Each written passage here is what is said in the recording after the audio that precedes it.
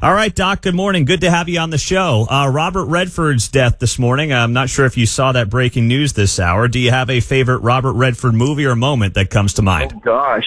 Hey, well, good morning, Pete. The Hustler, the Hustle, was that it? With Jackie Gleason? Does that sound right? Well, you're asking the wrong guy. This Robert Redford's heyday predates my birth, so I'm not the Robert Redford expert. The Hustle. It was he was a pool player, and they hustled people. There you go. Pretend like you weren't as good, then they turn around and when all the money was on the line, then he'd clean the table with them. There you go. Well, and then Butch Cassidy and the Sundance Kid. It seems like he played in that one. I did not like the bridges over Madison County. It was a little bit, I thought, against my spiritual beliefs. Well, but a great actor, and we'll miss him. Yeah. Well, of course, the big death, the political assassination that has garnered all the national and worldwide attention over the last several days is Charlie Kirk, of course, the founder of Turning Point USA, the political activist. And let me just ask you, your thoughts, reaction, prayer over the last few days. What have you been thinking about Roger Marshall? Yeah, see, so I think number one is that Charlie Kirk died a hero, and they made him into a martyr. And what all the things that he believed in, I think, are just going to be magnified. Which is, I had not thought about that. How much, what a martyr really does. You think about MLK when he was assassinated, and it actually enlarged his cause, if you will. Horrible situation. Next, I would say, look, of course, I condemn all violence. I especially condemn political violence. And we can come back to that. But at the end of the day, my message to everybody that's listening, and especially Gen Zers and millennials, and those are the ones that Charlie really, really impacted, is however you're feeling right now, I'm sure you're sad, you're angry, all those types of things, we're mourning, but please don't let your anger turn into hate. Don't let your anger turn into hate. How do we turn the volume down politically? What can I do as a U.S. Senator, looking in the mirror?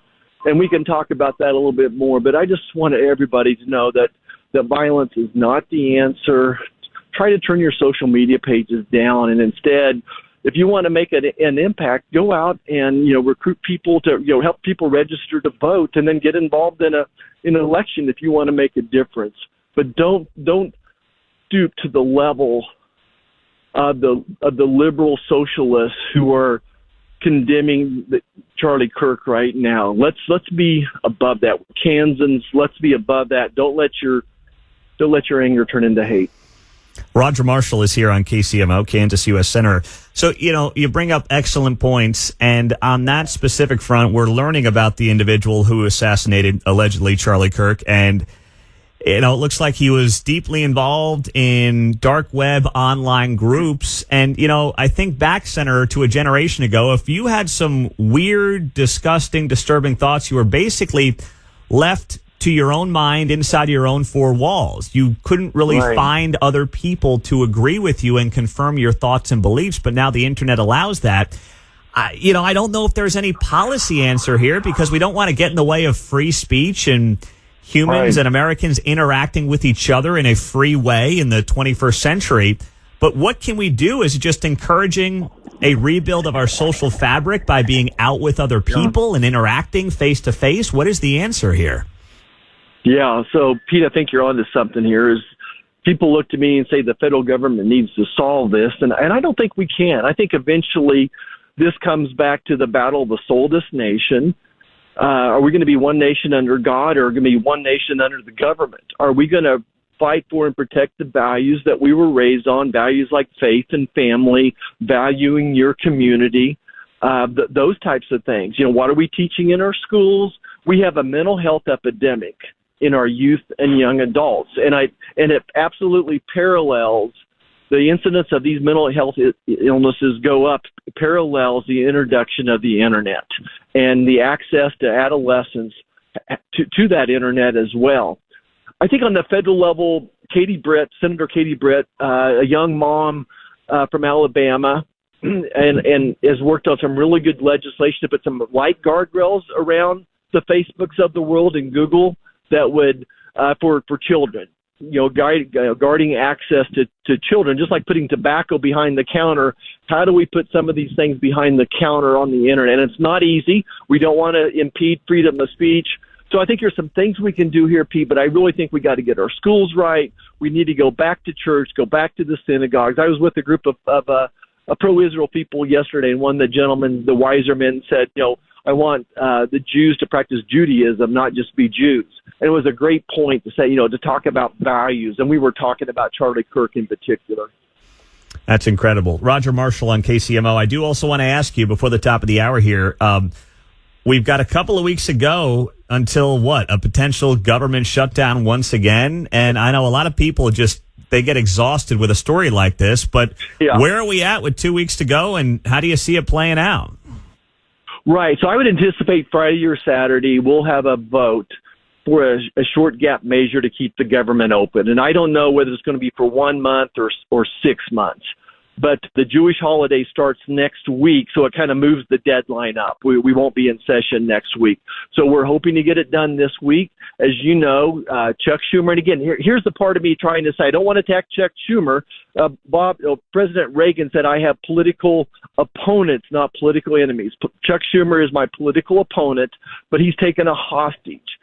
He is asking for $40 billion a year for the Obamacare subsidies, if that makes sense. That's the hostage he's taken. He says he'll give us the votes for this if we give him $40 billion for subsidies for Obama insurance policies for people making up to 400% of poverty level.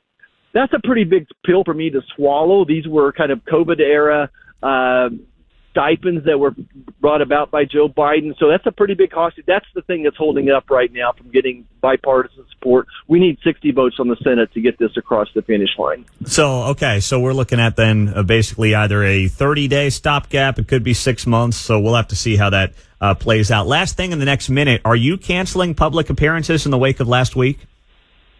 Look, 6 months ago, we stopped doing announced public visits. And I could just tell that when the crowds were getting together, they were close to violence. They were on the border of yelling and screaming at each other, where I was afraid it was going to get out of hand. So we've resorted to telephone town halls. So we've talked to, 80,000 Kansans through telephone town halls. We did over 100 stops in Kansas in August, but we weren't publicly announcing them, so to speak, where we were going to be. And I think we had much better discussions and interactions between us. All right, Senator, thank you very much for the time. We appreciate your input and insight, and we will talk to you soon. Pete, one more thing now. I want you to add a quick question for you. When was the last time the Chiefs were 0-2 and my Wildcats were 1-3? I'm going to tell you the answer. It was 1977.